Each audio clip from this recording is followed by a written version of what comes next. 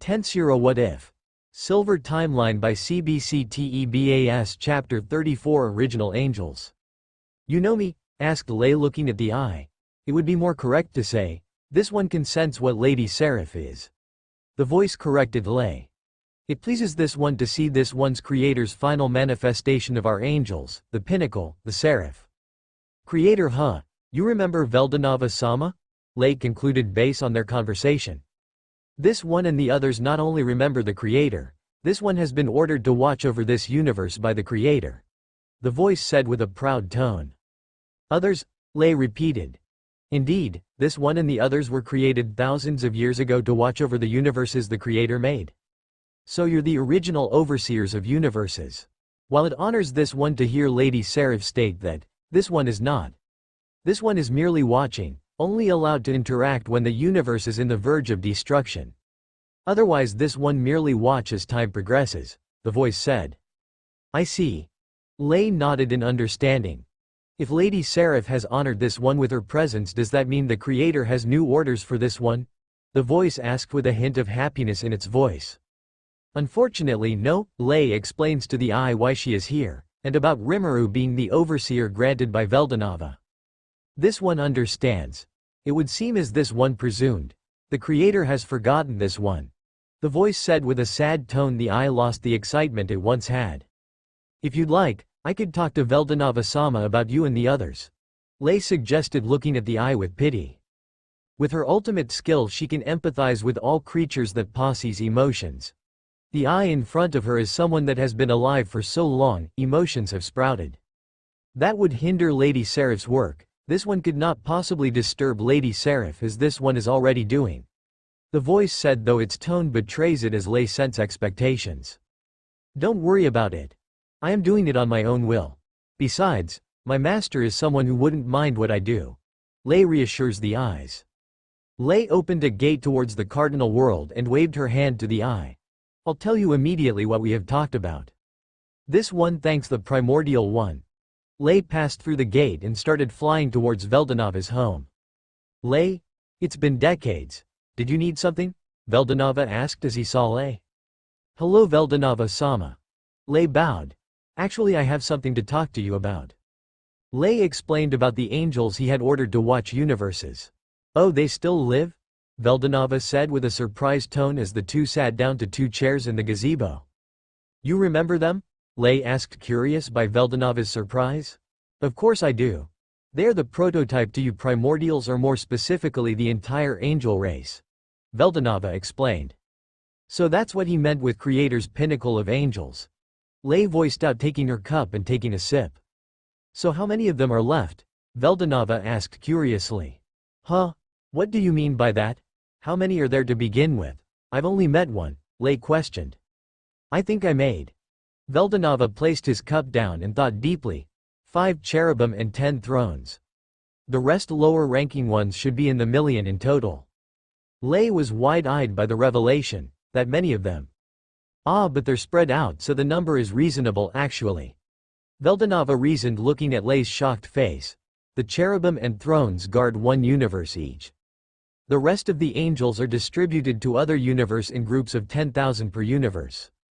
Lei processed the information Veldanava just dumped on her. That would mean at least 100 universes are guarded. Lei said, looking at Veldanava. But didn't you say there are more than 1,000 universes? Why only guard 100? Lei questioned Veldanava's reason for not giving guardians to the other universes. Veldanava smiled dryly as he answered. Remember, those angels and universes are both prototypes. Rimuru should have mentioned that I don't value them as much as the cardinal world and its inhabitants.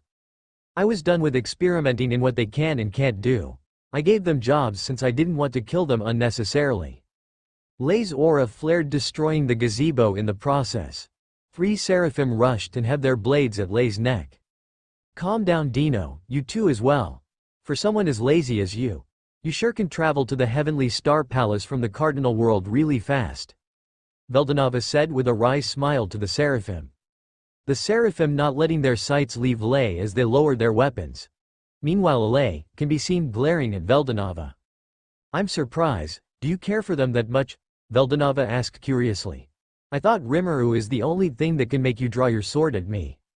It is about Rimuru-sama. You said that you gave them jobs because they weren't necessary anymore.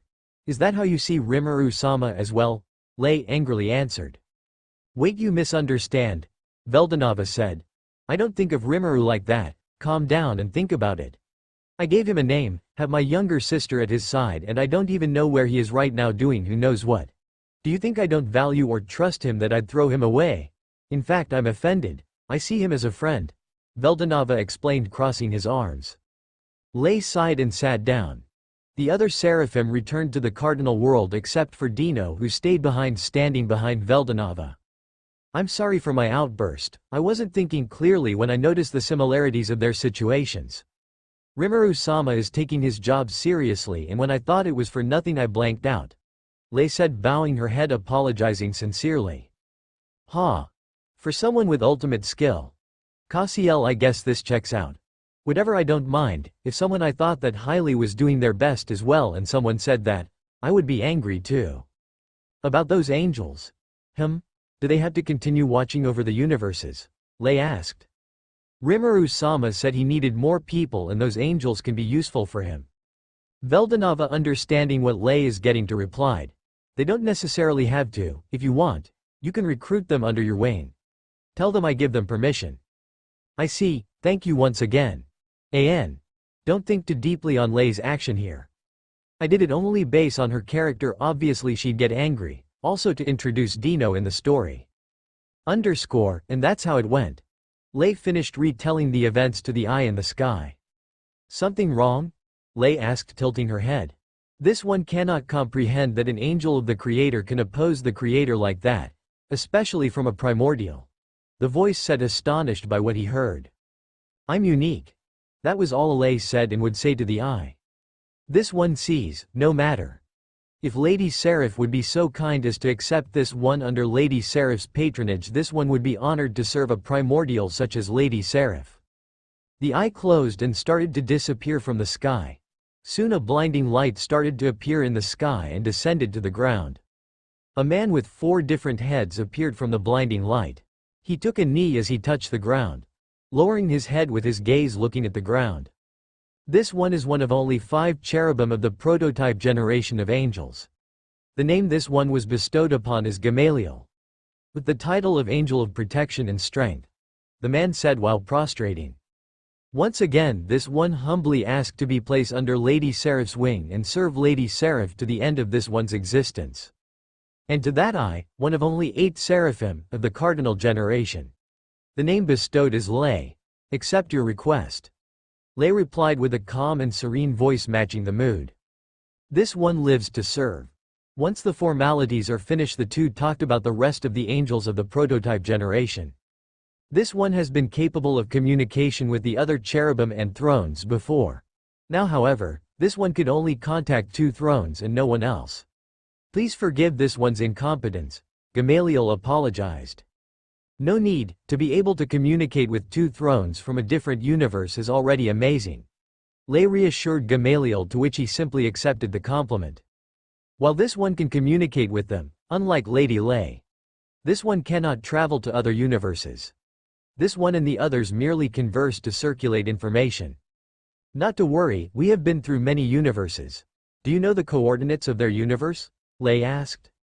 This one does not, however this one can contact the others to reveal their coordinates. Gamaliel could be seen contacting the 2 thrones, asking them for their coordinates. Once Gamaliel knew the coordinates, he hung up and revealed it to Lei. To which she asked some of the sirens to look for gates that are connected to those universes. Soon a siren appeared through the gate and handed several keys to Lei. Lei-sama. The siren bowed. These are the keys to the 2 universes that you have requested. Thank you, you can return now. The siren nodded and stepped back to the gate which she came from. Gamaliel only watched in the side. Lady Lei works for different individual from the Creator. This one recalls Lady Lei mentioning it earlier, Gamaliel uttered. That is correct, I am working for Rimuru-sama, a primordial demon. Lei informed Gamaliel as she walked to him with the keys in hand. A demon? Surely you jest, Lady Lei, Gamaliel said with a shock expression on his face. Lei saw this expression and sighed.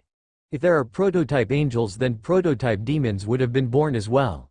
I guess his impression on them is bad, huh? Is there a problem? Lei said with a blank expression to Gamaliel, while her eyes held strong emotion, slightly scaring Gamaliel. Certainly not, this one was merely shocked that an angel would serve a demon. If this one may ask, is it from Lady Lei's generation to which this demon is born? Show some respect, Rimuru-sama is no mere demon. Lei glared at Gamaliel.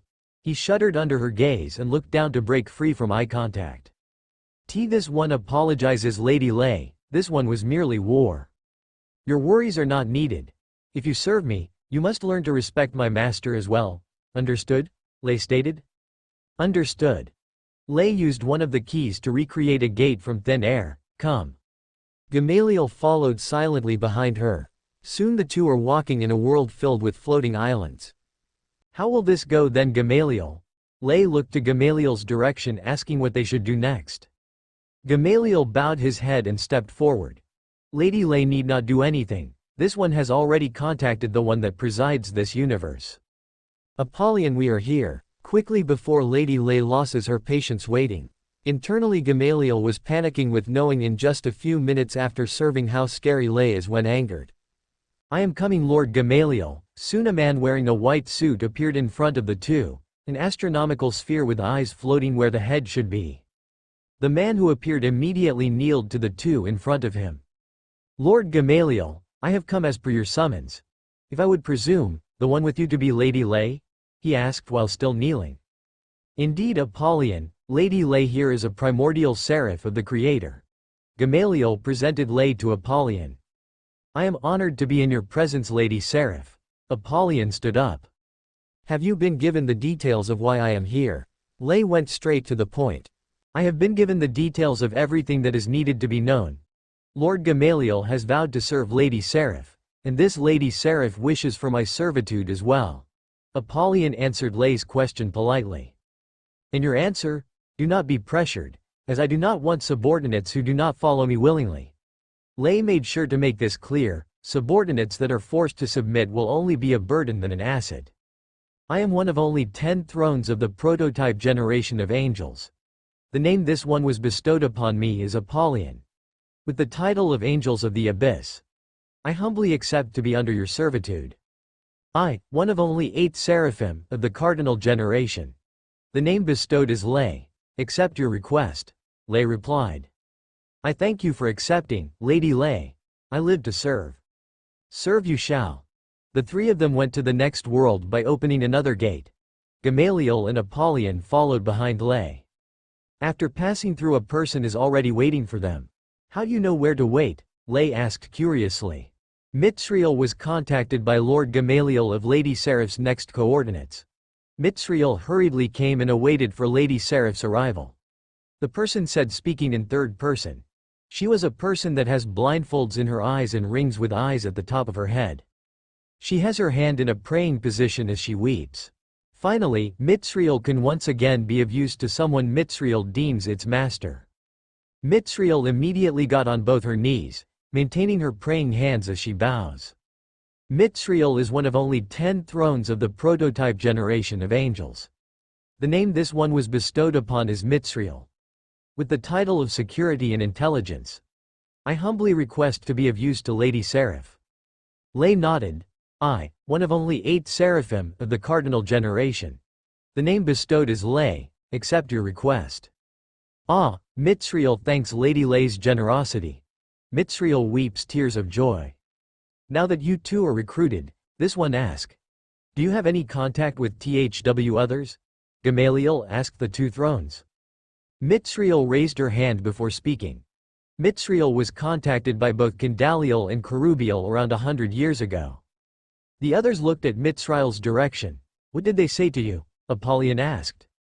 Be careful of the world-destroying dragon, is what the 2 said before Mitzriel lost contact. Do you recall the coordinates? Lei asked. Mitzriel nodded her head as she said the coordinates. Lei immediately ordered to the sirens to look for keys with those universes. After looking, the sirens only found one where Candaliel is supposed to be from. They went to the universe where Candaliel was supposed to reside. After waiting for an hour in the universe and sending out signals and communications to call Kandaliel, what arrived wasn't what they expected. It was not Kandaliel, but a flock of angels. Are you sure that this was Kandaliel's coordinates? Mitzriel? Gamaliel looked at Mitzriel's direction, who was nodding her head. She was confused as well. The angels soon all kneeled to them. Why are the angels here? Where is Kandaliel? Asked Mitzriel to the angels. Kandaliel Sama, Kerubiel Sama, Zafkiel Sama, as well as Yael Sama have all perished in battle. One of the angels explained. The others were shocked by this revelation. All of those are throne-class individuals except for Yael, which is a cherub class. The angels further explained that one day, suddenly a gate opened in their universe. There came out the world-destroying dragon, Ivaraj. What came with it is a group of angels fighting it to make sure it doesn't cross to other universes. And yet they failed. They then followed Ivaraj to the other universe to support and lessen the damages of the other side. They met up with the guardian of that universe, which is Kerubiel. Kerubiel accepted the support of the angels as they tried to protect the worlds from Ivaraj's destruction. Keyword tried, as they would always fail to stop its rampage. They had to prioritize their lives, as there won't be anyone left to fight if they perish. Thus they conserved their strength and valued their lives more than the worlds they swore to protect. This happened a couple of times. Soon more than 100,000 angels are part of the group. With them are 3 throne-class individuals, and the one leading them was Yael, who is the only cherub in the group. After shamefully conserving their strength for a long time, they have finally decided to fight Ivaraj with all they have. The result? It was a slaughter. The angels in the 100,000 dropped like flies. The thrones also began to die of one by one. Yael Sama was heavily injured in the battle. We decided to retreat and keep Yael Sama alive. The angel continued the story as the others listened. His head was down as he shamefully recalled the events that followed. Out of the 100,000 angels, more than half have died in battle. The survivors of the battle retreated as they sacrificed their lives to make sure Yael retreated. In the end, Ivaraj caught up and managed to finish of Yael from a bit of distance with its breath. The surviving angels that were assigned to protect Yael, shameful as it was, retreated as they were filled with intense emotions of regret and hatred. We are those angels. We accept any punishment that would fall upon us this instant. The angel bowed, joining his fellow angels who were kneeling in the ground. Raise your heads, Lay said with a calm tone. Punishment has already been given to all of you. The angels looked towards Lay with a confusing expression. Lay ignored their expressions and continued. The emotions that you feel, the overwhelming hatred, regret, and humiliation that you have been feeling for 100 years. Death is the only judgment for you who lives while your comrades fell. However, meaningless death will only squander and shame your comrades that have died. Do you want their deaths to be meaningless? And no. Do you want to feel the humiliation that you've experienced before? No. Do you want to die a meaningless death or a death filled with purpose? Death filled with purpose. That is good, for if you die a meaningless death, the lives of those before you will be meaningless as well. I will give you a meaningful death. Lay gestured with her right hand laid in front, like asking the angels to take her hand. However, a quick death does not befit those that have failed. Before having a meaningful death, you must first live a meaningful life. I can give you a meaningful life, a life that when it is time to die you will be able to stand before your comrades and say that I did not waste your lives, that your deaths had meaning. The angels' gazes are all fixed on Lay and her words. It must have felt like a burden was removed from their shoulders. Another emotion that they did not realize they were feeling was survivor's guilt. Lay has given them both a purpose as well as a goal for the future. Unbeknownst to everyone present, Lay has been lacing her words with her ultimate skills, sub-skills: emotion manipulation and thought suggestion. With this, I have some subordinates that I have recruited. They should be moderately strong and useful. I wonder how will Rimuru-sama praise me for this. I can't wait.